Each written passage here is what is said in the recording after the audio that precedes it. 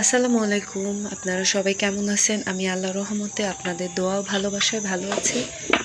শীতের সন্ধ্যায় বাইরে বসে রান্না করতে ভালোই লাগে। যখন ছোটবেলায় নানা বাড়ি বেড়াতে যেতাম, তখন এরকম শীতের সন্ধ্যায় রাত্রিবেলা বাইরে বসে বাইরের চুলায় রান্না করতো, তখন ভালোই লাগতো।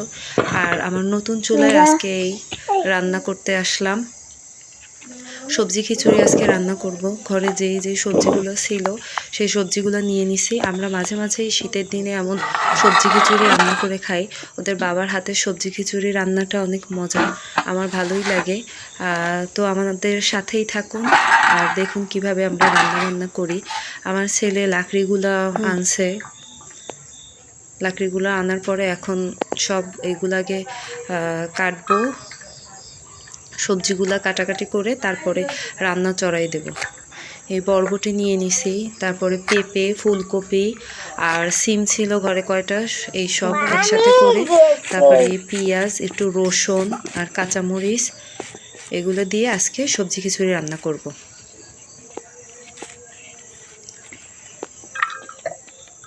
আমার নতুন রান্নাঘরে একদিনও রান্না করি নাই, ওই দিন শুধু একটু আর একটা ভিডিওতে দেখাইছি আপনাদের যে চুলায় জাল জ্বালাইছিলাম, তখন আর কি শুধু ভাতটা রান্না করছি।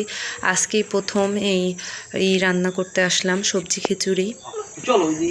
এই দেখেন সবকিছু নিয়ে নিছি, ডাল, পোলাও চাল আর ডালটা মুসুরির ডাল, ওইটা আর কি ধুয়ে টুয়ে সব গুছাই নিছি। আর এইদিকে সবজিগুলো একটু ভাপ দিয়ে নেব, কারণ একটু পেঁপেটা আছে, এর জন্য একটু সবজিটা একটু পানি উতলানোর পরে তারপরে সবজিটা দিয়ে পানিটা উতলাইলে তারপরে আবার উঠাই নেব।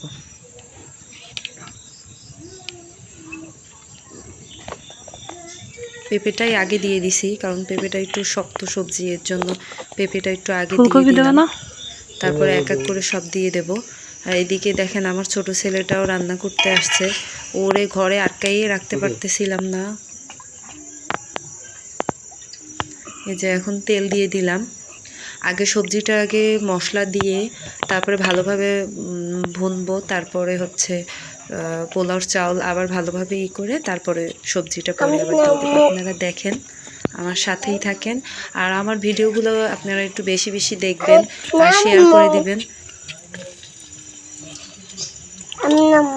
আপনাদের ভালোবাসা দোয়ায় আমার পরিবার যেন ভালো থাকে আর আমি যেন ভালোভাবে ভিডিও বানাতে পারি, সেই দোয়া করবেন।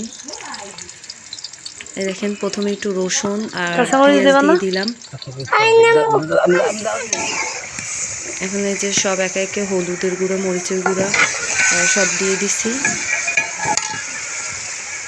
এখন সেই সেদ্ধ হালকা ভাপানো সবজিটাও দিয়ে দিছে, দিয়ে ভালোভাবে নাড়াচাড়া করে এইটা একটু ভুনিয়ে তারপরে উঠাই নেব।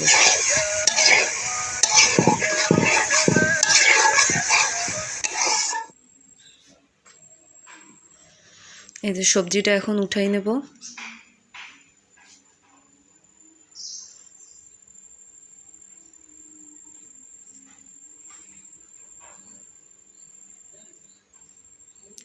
শীতের রাতে গরম গরম যে কোনো জিনিসই খাইতে ভালোই লাগে। এই যে এখন পোলাওর জন্য আবার একটু পেঁয়াজ দিয়ে দেব। এখানে আবার পোলাওর চাউল আর যে মুসুরির ডালটা যে নিছি ওইটা আগে একটু ভাজা ভাজা করব, তারপরে সবজিটা দিয়ে দেব।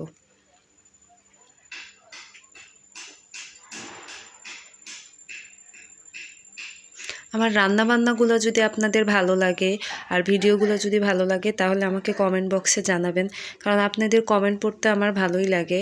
আর কমেন্ট দেখলে মনটাও খুশি খুশি লাগে যে আমার রান্না বা আমার ভিডিও দেখে সবাই কমেন্ট করছে।